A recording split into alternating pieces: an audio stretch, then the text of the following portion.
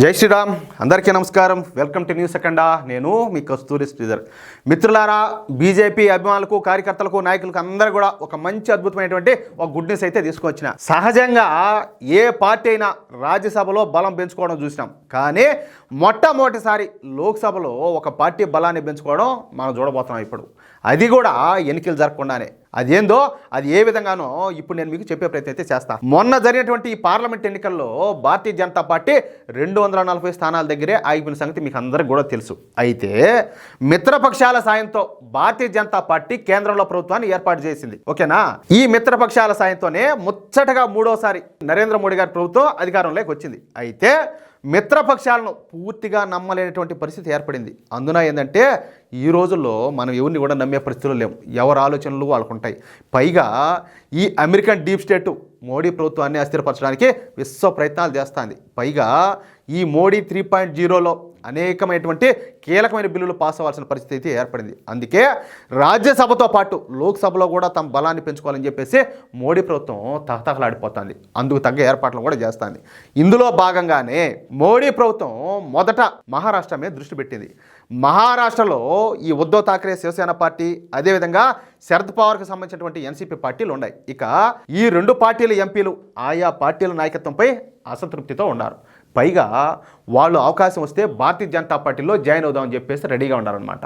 ఉద్ధవ్ ఠాక్రే శివసేన పార్టీకు లోక్సభలో 9 మంది ఎంపీలు ఉంటే, ఈ శరద్ పవార్కి సంబంధించినటువంటి ఎన్సీపీ పార్టీకు 6 మంది ఎంపీలు ఉన్నారు. అంటే ఎంతమంది? మొత్తం 15 మంది. ప్రస్తుతం ఈ రెండు పార్టీలకు చెందినటువంటి ఎంపీలు ఆ పార్టీల నాయకత్వం విషయంలో తీవ్రమైనటువంటి ఈ అసంతృప్తితో ఉండాలని చెప్పి తెలుస్తుంది. ఈ రెండు పార్టీలకు సంబంధించి 11 మంది ఎంపీలు, ఎంతమంది?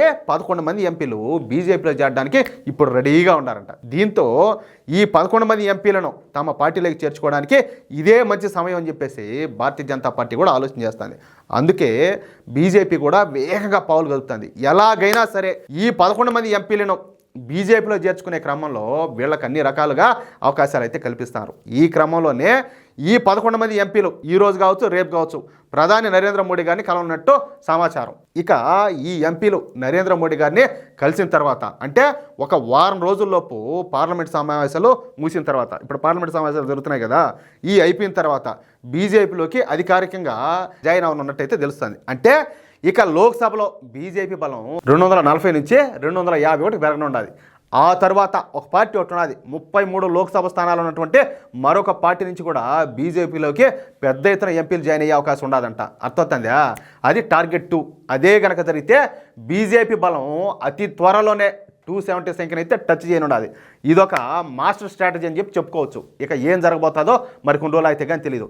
ఖచ్చితంగా ఈ విధంగా చేయాలా. ఎందుకంటే ఇంతమంది కలిసి ఈ దేశాన్ని ఏదో ఒక విధంగా సర్వనాశనం చేయాలనుకుంటున్నారు. భారతీయ జనతా పార్టీ ప్రభుత్వాన్ని కోల్దేయాలనుకుంటారు. నరేంద్ర మోడీని ఇరకాటంలో పెట్టాలనుకుంటారు.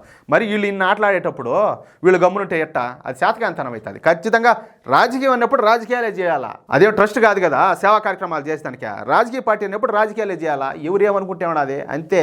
అది ఎట్టనా న్యూసా? మీకు ఈ న్యూస్ కనుక నచ్చితే, అదేవిధంగా నేను చెప్పింది కరెక్ట్ అని చెప్పి మీకు అనిపిస్తే ఈ న్యూస్ నలుగురికి షేర్ చేయండి. అదేవిధంగా తప్పనిసరిగా మిత్రులారా, ప్రతి ఒక్కరు కూడా మీ యొక్క అమూల్యమైన అభిప్రాయాలను కామెంట్ రూపంలో తెలియజేయండి.